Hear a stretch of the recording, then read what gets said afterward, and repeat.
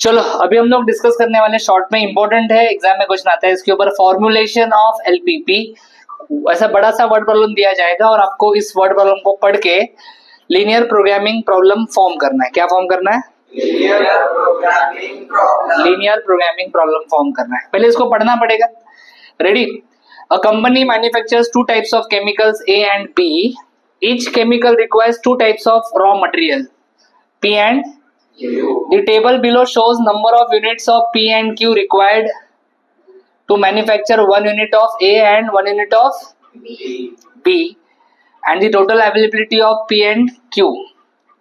Total availability of P and Q. यहाँ पे दो प्रकार के केमिकल्स है, केमिकल A, केमिकल B, बरोबर?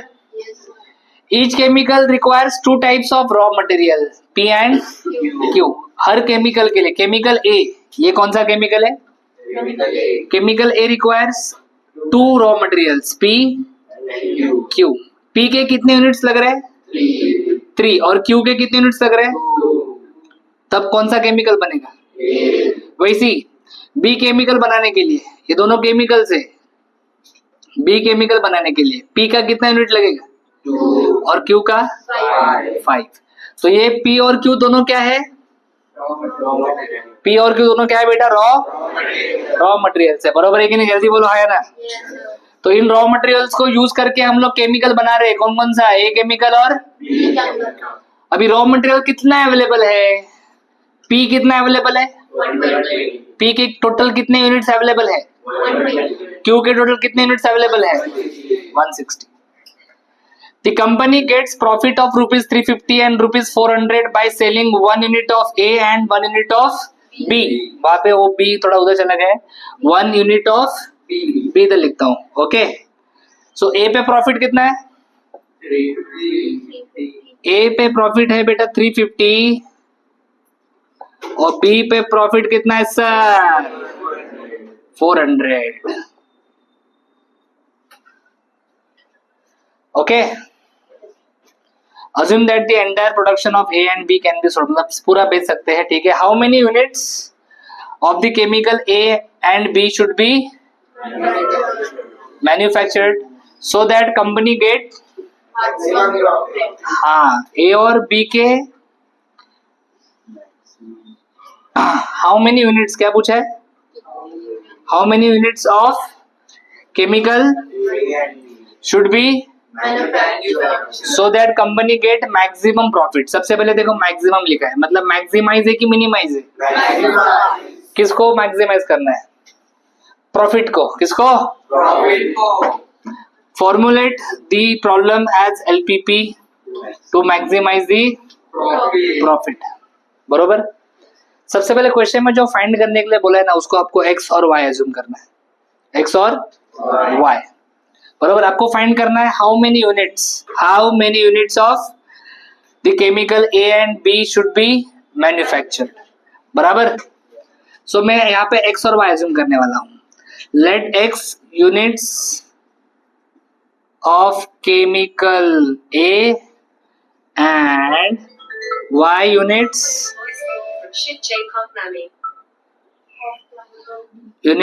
ऑफ केमिकल B, बोलो, X units of chemical A and Y units of chemical B should be अरे यार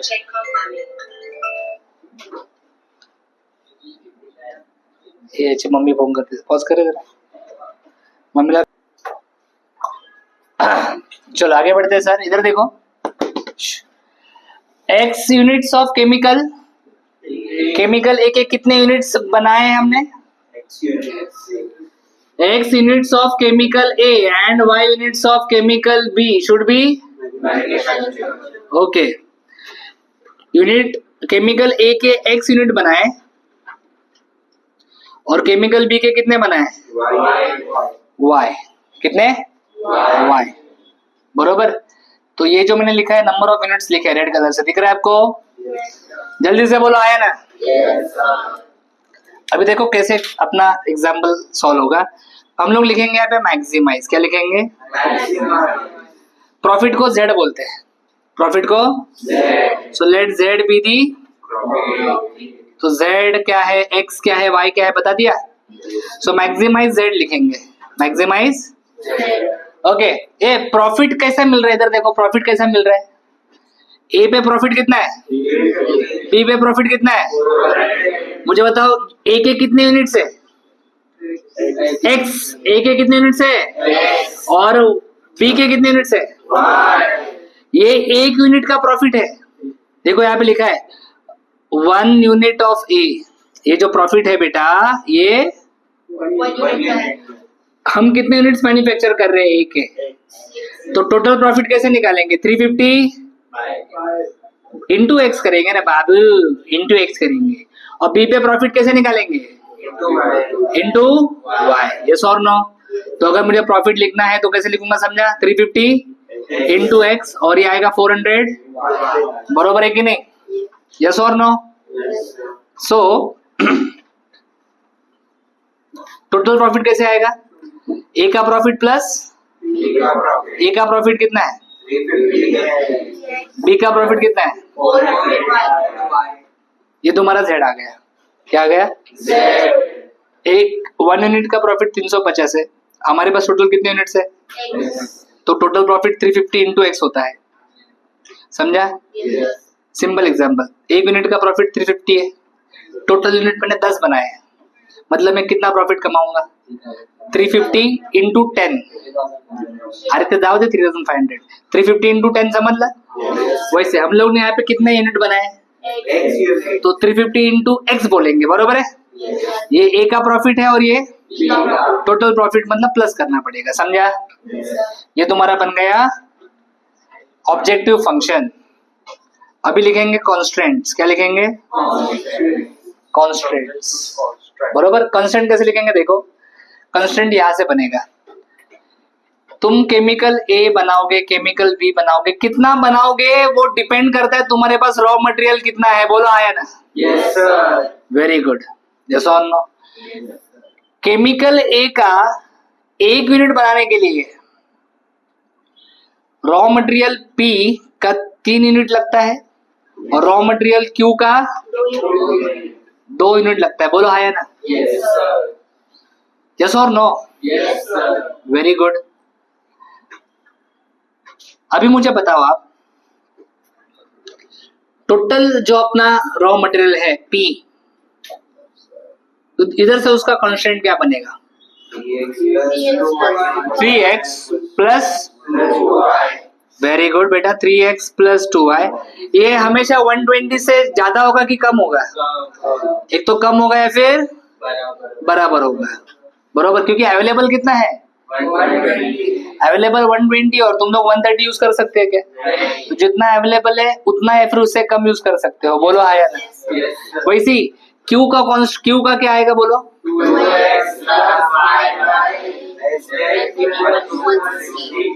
160, और आपका x greater than equal to 0, y भी, क्योंकि x और y कभी निगेटिव नहीं हो सकता, x और y क्या है, नंबर ऑफ यूनिट्स, कभी नंबर ऑफ यूनिट्स नेगेटिव में होते हैं क्या, मैंने -10 आइटम बेचा, ऐसा कोई बोलता है क्या, नहीं, तो x और y हमेशा कैसा रहेगा, पॉजिटिव।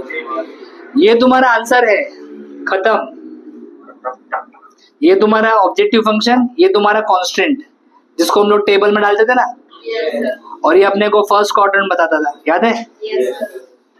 सो आपको क्या करना है, ऐसा टेबल पहले बनाना है, x, y और z अज्यूम करना है, क्या, और वहां से आपका एलपीपी फॉर्म हो जाता है, और क्वेश्चंस करेंगे इसके बाद। ये इतना समझा तुमको, लिखो आराम से। ओके, नेक्स्ट क्वेश्चन, इसमें टेबल दिया है क्या, नहीं, तो हम खुद टेबल बनाएंगे। देखो कैसा क्वेश्चन है, थोड़ा सा कट हुआ है इसलिए मैं इधर रीड कर रहा हूँ ठीक से। Printing company prints 2 types of magazines, A and B, बरोबर। कंपनी अर्न्स ₹10 एंड ₹15, उधर ₹15 है लास्ट में, और मैगजीन ए एंड बी पर copy. These are processed on 3 machines, 1, 2, 3. Magazine A requires 2 hours on machine 1, 5 hours on machine 2 and 2 hours on machine 3. Magazine B requires 3 hours on machine 1, 2 hours on machine 2 and 6 hours on machine 3. Machine 1, 2, 3 are available for 36 hours, 50 hours and 60 hours per week respectively.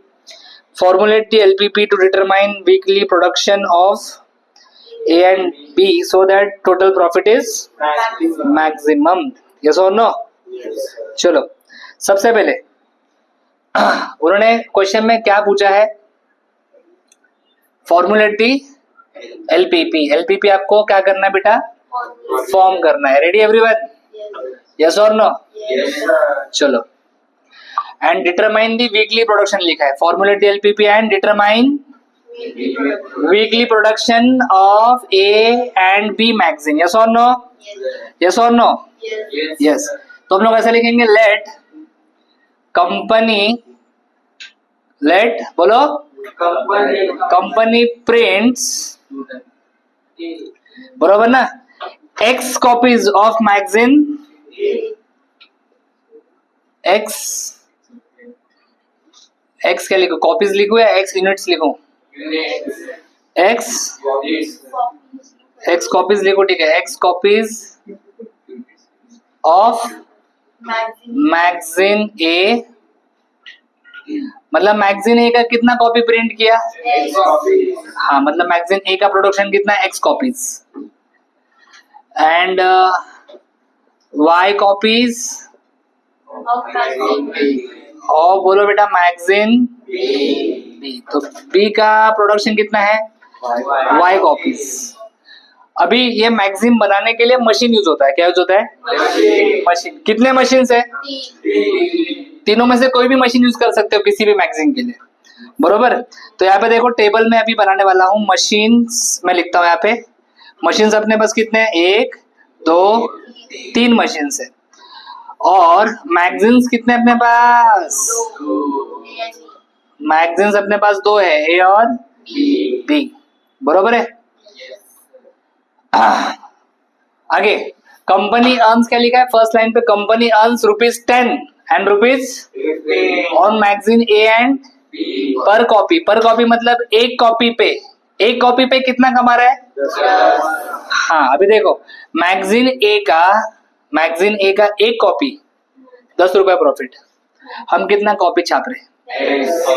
तो total profit magazine A के ऊपर कितना रहेगा? हाँ, सोच लेता हूं मैं. प्रॉफिट ऑन मैगजीन A कितना रहेगा? 10x. Profit on magazine B कितना? सो टोटल प्रॉफिट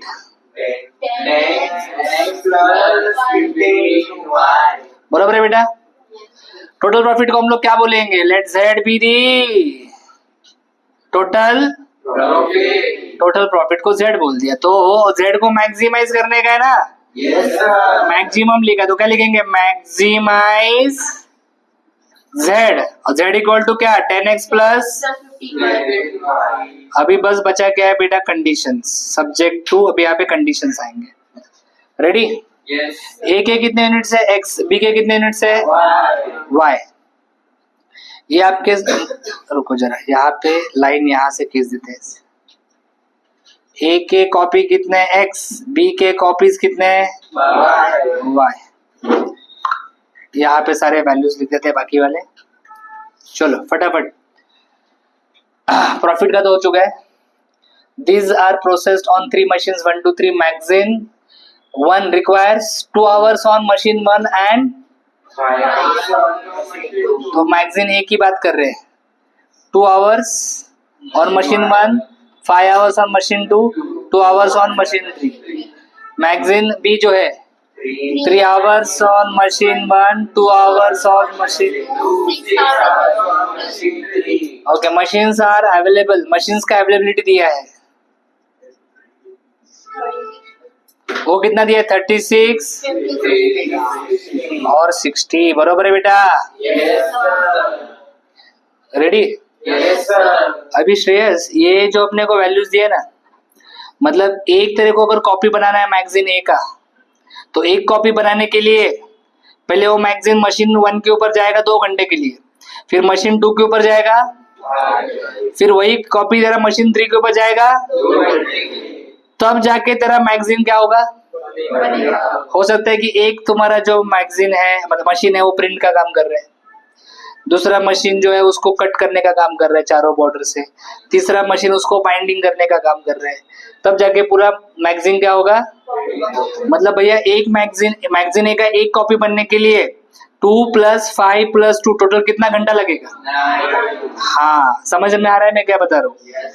तो मशीन 1, 2, 3 तीनों यूज होने वाला है एक मैगजीन बनाने के लिए, यस और नो।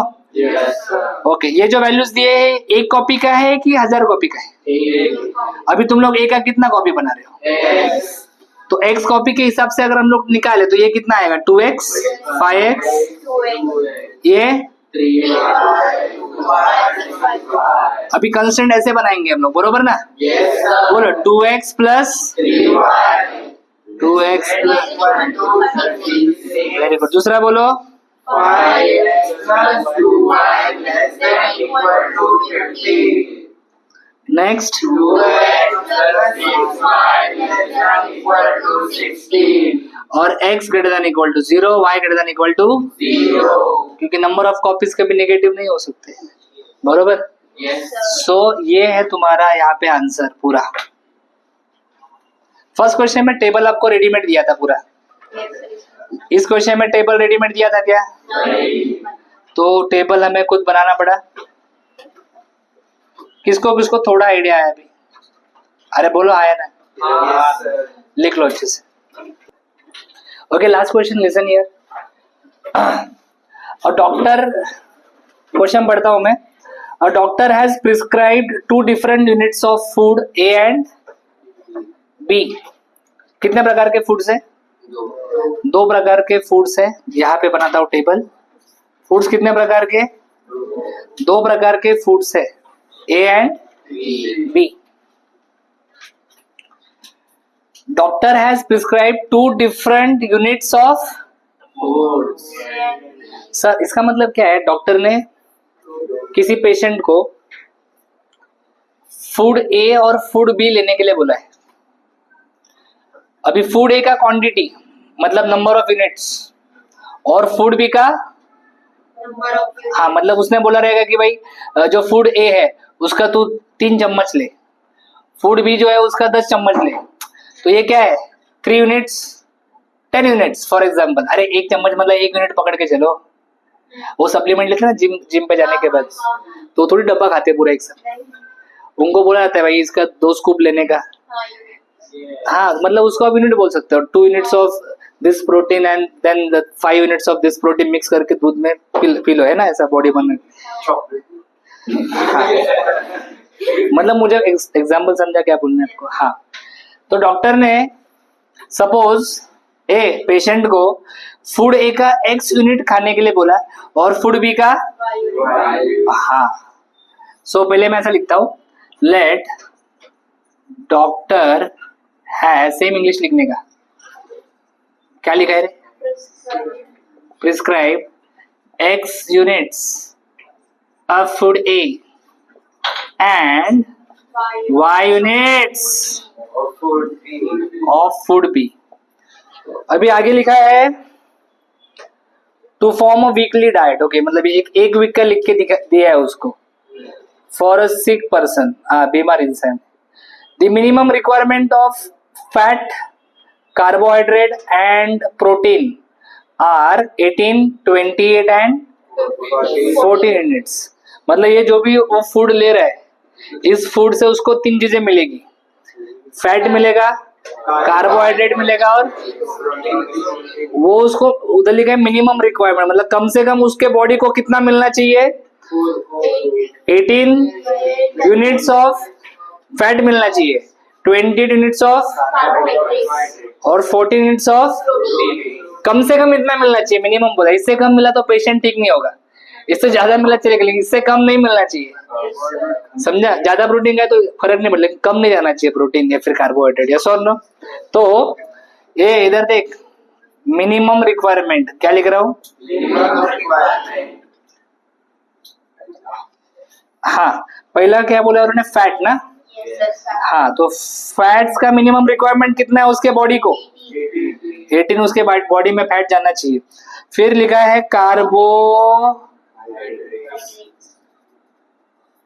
कार्बोहाइड्रेट्स का मिनिमम रिक्वायरमेंट कितना है? 28। और प्रोटीन का मिनिमम रिक्वायरमेंट कितना है सर? 14। ये उसका मिनिमम रिक्वायरमेंट हो गया। The minimum requirement of fat, carbohydrate and protein 18, 28, 14 बराबर लिखा मैंने? अब ये प्रोटीन उसको किधर से मिलेगा? फैट, कार्बोहाइड्रेट, प्रोटीन कहां से मिलेगा? अरे फूड से मिलेगा। अभी किस फूड से कितना फैट मिलेगा, कितना कार्बोहाइड्रेट मिलेगा, कितना प्रोटीन मिलेगा, वो आगे दिया है। 1 unit of food A has 4 units of fat, मतलब फूड ए में 1 यूनिट लेंगे तो 4 फैट है, उसमें 4 यूनिट फैट है, 14 यूनिट कार्बोहाइड्रेट है, 8 यूनिट ऑफ प्रोटीन है। 1 unit of food B 6 fat है, 12 कार्बोहाइड्रेट है और अब ये 1 यूनिट का दिया है। अपने पास फूड है के कितने यूनिट है? तो इधर एक चिपकाना हमेशा की तरह, इधर y बरोबर। अभी सुन, प्राइस ऑफ फूड ए 4.5 पर यूनिट। फूड ए जो है उसका पर यूनिट का प्राइस 4.5 है ना? हम लोग फूड ए कितना यूनिट खाने वाले? तो x यूनिट्स का प्राइस कितना होगा? 4.5। तो ऐसा लिखता हूं मैं, टोटल ऐसा लिखता, कॉस्ट ऑफ या फिर प्राइस ऑफ, लास्ट में कॉस्ट लिखा है ना? तो कॉस्ट और प्राइस सेम ही होता है मतलब दोनों का। तो cost of food A rupees 4.5x, cost of food B 3.5x। अरे हाँ, वाई टोटल कॉस्ट चाहिए। टोटल कॉस्ट कितना होगा? 4.5। अरे x नहीं लिखा मैंने, रुको, ऐसा लिखूंगा 4.5x प्लस इस टोटल कॉस्ट को हम लोग क्या बोलेंगे? z। हाँ, so let total cost be बरोबर। ये मिनिमम बोला है उन्होंने, मिनिमम, तो क्या लिखू इधर? Minimise z is equals to 4.5x plus 3.5y subject to constraints कितने बनेंगे? 1, 2, 3। पहला कंस्ट्रेंट 4x प्लस, बोलो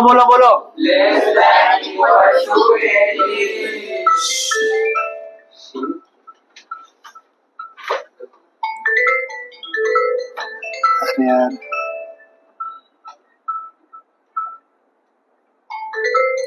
साइलेंट करना इसको, मेरा नहीं मैडम।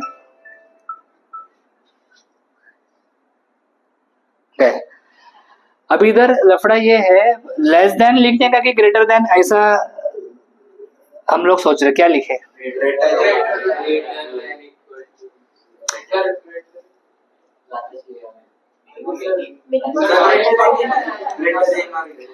हमने 2 क्वेश्चन में लेस देन लिखा था क्योंकि उस क्वेश्चन में अवेलेबिलिटी था। क्या था? बरोबर। अवेलेबिलिटी में क्या होता है, अगर किसी चीज का अवेलेबिलिटी 100 है, मतलब हम 100 से ज्यादा नहीं कर सकते यूज, 100 से कम कर सकते हैं यूज। यहाँ पे ही बोला है मिनिमम रिक्वायरमेंट। मिनिमम रिक्वायरमेंट कितना है? तो मिनिमम मतलब उससे कम चलेगा क्या? उससे क्या होना चाहिए? ज्यादा होना चाहिए, बराबर है कि नहीं? इसलिए यहाँ पे हम लोग क्या लिखेंगे? अगर आपने लेस देन लिखा, सपोज फॉर एग्जाम्पल, आपको समझेगा गलत क्या है। अगर आपने लेस देन लिखा, क्या लिखा? मतलब आप 18 से भी कम ले रहे हो, बरोबर। लेकिन 18 क्या है? मतलब 18 से कम चलेगा कि 18 से ज्यादा चाहिए? हाँ 18 से ज्यादा चाहिए, मतलब ग्रेटर देन डालना पड़ेगा, लेस देन डाला तो मार्क्स कटेगा। यही लिखने का तो मार्क्स मिल रहे तुमको, 3-3 4-4 मार्क के लिए क्वेश्चन आते हैं। थोड़ा भी तुमने इधर उल्टा सीधा कर दिया ना, सीधा 3-2 मार्क कट हो जाएगा आपका। शॉर्ट में मतलब क्वेश्चन पढ़ के टेबल बना के तुम लोग को आंसर लिखना आना चाहिए, 3 मार्क के लिए क्वेश्चन आता है। आप देखो उधर कितने मार्क्स का क्वेश्चन, समझा? बहुत कुछ 2-3 पेज लिखने का जरूरत नहीं है, 1 पेज के ऊपर हो जाता है सब। दूसरा कांस्टेंट क्या लिखोगे आप?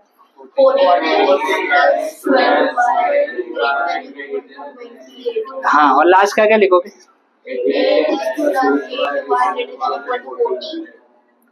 40 क्या? 14। x greater than equal to 0 रहेगा, y greater than equal to x और y नेगेटिव नहीं हो सकता है। क्यों सर? अरे बाबा खाना नेगेटिव खाते हैं क्या हम लोग?